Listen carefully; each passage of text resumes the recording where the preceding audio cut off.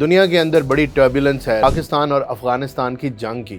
US کے اوپر اس کا بڑا ہیوی قسم کا ٹول ہے. بڑے اخراجات ہوتے ہیں جنگوں کے تنظیموں کو ٹریننگ دینے کے لیے, اسلحہ جمع کرنے کے لیے. Chief of defence forces field marshal Syed Asim Munir کا دورہ ہے کنگڈم آف سعودی عربیہ.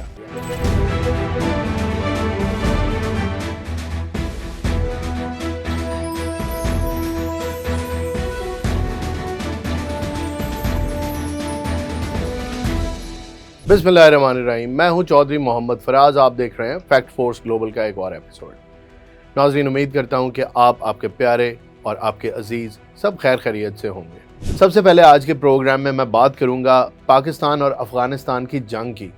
یہ بڑی اہم ایک کیمپین چل رہی ہے جس میں پاکستان نے ایک بڑا جسٹ اور بڑا فرم سٹانس لیا ہے اور کیٹیگوریکلی ٹائم اینڈ اگین اس دفعہ اپنی پالیسی کو چینج کرتے ہوئے کلیئر کر دیا ہے کہ افغانستان اور باقی تمام دہشت گرد تنظیمیں جو افغانستان میں ایک اپنا اڈا بنا کے بیٹھ گئی ہیں, سب کے گروپس ہیں, سیف ہیون ہے ان کے پاس, وہاں سے آپریٹ کرنے کے لیے, وہاں اپنے دہشت گرد تنظیموں کو ٹریننگ دینے کے لیے, اسلحہ جمع کرنے کے لیے اور دوسرے ملکوں کو اٹیک کرنے کے لیے, جو کہ ریجن میں ہر طرف ہر ملک except for India at the moment.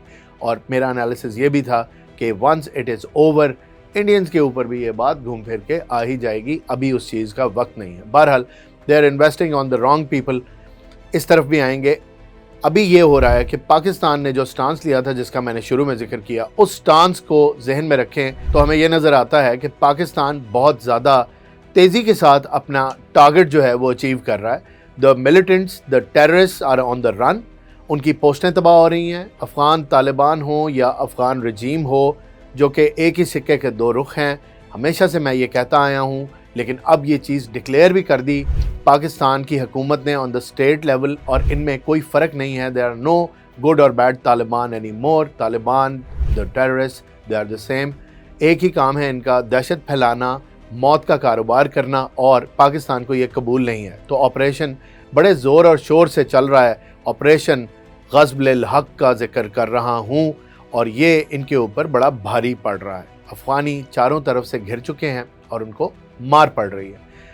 ابھی فی الحال پاکستان نے دوبارہ ری ایٹریٹ کیا ہے کہ یہ ہم لوگ اپنی اس پوزیشن سے پیچھے نہیں ہٹیں گے, اور جب تک ہمارا ٹارگٹ اچیو نہیں ہوتا تب تک ہم یہ آپریشن جاری رکھیں گے. اس میں بہت ہی زیادہ کانفیڈنس بھی ہے اس سٹیٹمنٹ میں, اور بڑی یہ اسپرٹڈ ایفرٹ پاکستان کی گورنمنٹ کی نظر آ رہی ہے. اور آرمڈ فورسز کا تو میں کیا تعریف کروں, ان کا تو کیا کہنا ہے. Once they are locked on to a target تو پھر اچیو کیے بغیر دم نہیں لیتے. یہ شان ہے اور یہ ہے کیپیسٹی پاکستان آرمڈ فورسز کی, اسپیشلی پاک آرمی کی. تو یہ تو میں نے آپ کو ایک ہلکا سا اوور ویو دے دیا, اور آپ کو ایک میں نے I have touched upon the issue which is ongoing, which is most important for Pakistan, but there is another issue which is going on. I'm talking about the war between Iran, USA and Israel. Apparently تو یہ تین ملک لڑ رہے ہیں, لیکن involve تقریباً پوری دنیا ہی اس مسئلے کے اندر, اس جنگ کے اندر, اس کانفلکٹ کے اندر ہو چکی ہے. It has entered into the second week, اور اب تک آپ کو پتہ ہے کہ US کے اوپر اس کا بڑا ہیوی قسم کا ٹول ہے. بڑے اخراجات ہوتے ہیں جنگوں کے, اور جس پیس کے اوپر US اس جنگ کو لڑ رہا ہے, the way they are pounding Iran with lethal weapons اور the most expensive weapons, اس کا آپ اندازہ لگا لیں کہ 10 دن کے اندر لگ بھگ تقریباً 95 بلین کی کاسٹ جو ہے وہ امریکہ کے اوپر انکر ہو چکی ہے, which is a great cost. بڑا یہ ہیوی پرائس ہے.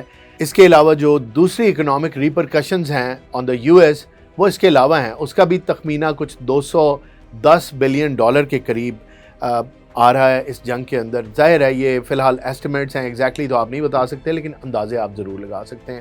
ود دیز فگرز ہمیں فیئر آئیڈیا ہو رہا ہے کہ یہ جنگ بڑی ہی مہنگی پڑ رہی ہے یونائٹڈ اسٹیٹس آف امریکہ کو. اور جیسا کہ میں ہمیشہ کہتا آیا ہوں, آپ کے آگے گزارش کرتا آیا ہوں, اپنا انالیسس دیتا آیا ہوں کہ یہ جنگ بہت زیادہ لمبی نہیں چلے گی. میں یہ کیوں کہتا ہوں, میری اپنی ریزنز ہیں. آئی مے ٹوٹلی بی رانگ, بٹ مسئلہ یہ ہے کہ مجھے ایسا لگتا ہے کہ US بہت عرصے تک اس جنگ کو چلائے گا نہیں. پریشرز بہت زیادہ ہیں, اکنامک پریشرز بہت زیادہ ہیں, دنیا کے اندر بہت سارے ملک انوالوڈ ہیں. कुछ एनालिसिस ये भी हो रहा है कि ये जंग किसको फ़ायदा दे रही है, किसको नुकसान दे रही है।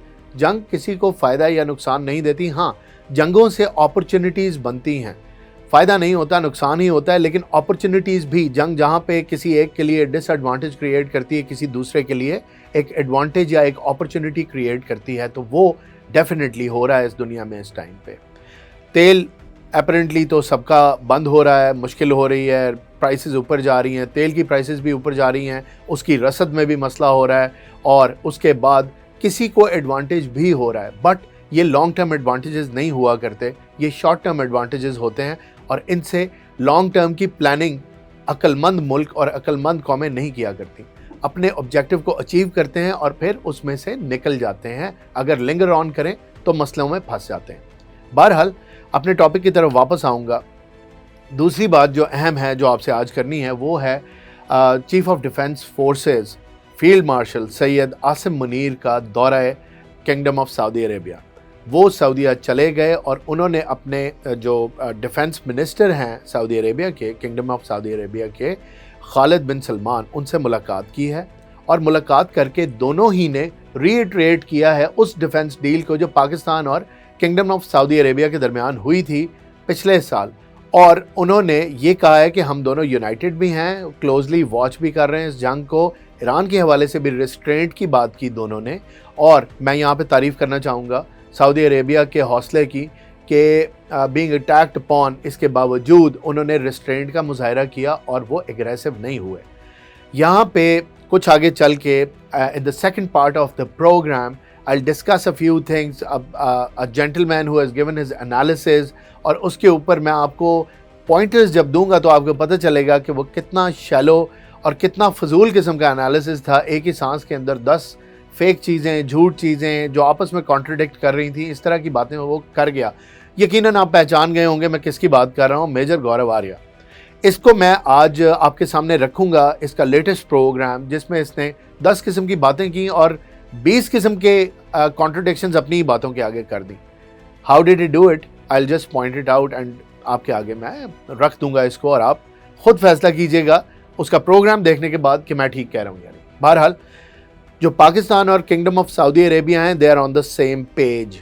पहले मैंने जिक्र किया अफ़गानिस्तान और पाकिस्तान के दरमियान जो जंग जारी है, जिसमें पाकिस्तान अटैक कर रहा है उन हाइड आउट्स को और उन दहशत गर्दों को जो पाकिस्तान पे हमला आवर होते हैं, पाकिस्तान के ख़िलाफ़ प्लानिंग करते हैं, पाकिस्तान के ऊपर मासूम बच्चों, बुज़ुर्गों, स्टूडेंट्स, शहरियों का कत्लेआम करते हैं, बम धमाके करते हैं, उनकी बात कर रहा हूँ। उसके ऊपर पाकिस्तान का एक बड़ा ही सॉलिड, बड़ा ही स्टडी और बड़ा एक्शन ओरिएंटेड और रिज़ल्ट ओरिएंटेड किस्म का ऑपरेशन जारी है और जारी रहेगा, which is significant as far as the politics, the geopolitics of this region is concerned। और पाकिस्तान अपने अहदाफ हासिल करके रहेगा। पाकिस्तान आर्मी की भी रिजॉल्व की मैंने बात की। दूसरा, ये बड़ा सिग्निफिकेंट है और बहुत ही इम्पॉर्टेंट है ये विज़िट CDF का, जनरल आसिम मुनीर का, फील्ड मार्शल का, to kingdom of Saudi Arabia. वहाँ जाके इनका रीइटरेट करना दो चीज़ों की तरफ इशारा करता है। एक जो आपके सामने आपको नज़र आ रही है, और दूसरी जो इतनी ऑब्वियस नहीं है। और वो क्या है? वो है वो इशारा जो ईरान ने दिया रिगार्डिंग पाकिस्तान के मीडिएशन की कोशिश चल रही है। It is very considerable. Iran जो मसूद पज़ेश्कियान हैं, उन्होंने ये डिक्लेयर किया, इशारा दिया कि कुछ मुल्क मीडिएशन करवा रहे हैं। कुछ मुल्कों में नंबर 1 पे सबसे आगे पाकिस्तान है जो ये मीडिएशन कराने की कोशिश कर रहा है, जो इस जंग को रुकवाने की कोशिश कर रहा है। ये एक बहुत ही ज़्यादा ज़िम्मेदार और बहुत ही ज़्यादा आप कह लें कि पोजीशन ऑफ प्रोमिनेंस है इस टाइम पे पाकिस्तान की, जो कि एक सुपर पावर और एक रीजनल पावर के दरमियान होती हुई जंग को रुकवाने की कोशिश कर रहा है, जिसकी लपेट में पूरी दुनिया आ रही है। So you can imagine what is the position of Pakistan at this moment in the region and in the world। तो एक तो चीज़ ये हो गई। दूसरा, पाकिस्तान इन कोशिशों में कितना कामयाब होता है ये अभी वक्त बताएगा। जो मेरा पर्सनल एनालिसिस है इस जंग के बारे में, आप शायद कहेंगे कि बिल्कुल ही हैज़ लॉस्ट इट या इसको समझ नहीं आ रही, लेकिन मेरे ख्याल में ये जंग ज़्यादा दिन नहीं चलेगी। मैं ये क्यों कह रहा हूँ? मैं ये इसलिए कह रहा हूँ کہ میں جو صدر ڈونلڈ ٹرمپ ہیں ان کا ٹریک ریکارڈ بھی تھوڑا سا دیکھ رہا ہوں. وہ اتنی لمبی کمٹمنٹ کسی بھی جگہ پہ کر نہیں سکتے, ان کی نیچر نہیں ہے. آپ کہیں گے تو یہ تو بڑی ایک نائیو سی بات ہے, لیکن انسان اپنی عادتوں اور انسان اپنی کنوکشن پہ ہی چلا کرتے ہیں, چاہے وہ یو ایس کا پریزیڈنٹ ہی کیوں نہ ہو. ایک چیز کو دیکھنے کا انداز یہ بھی ہے.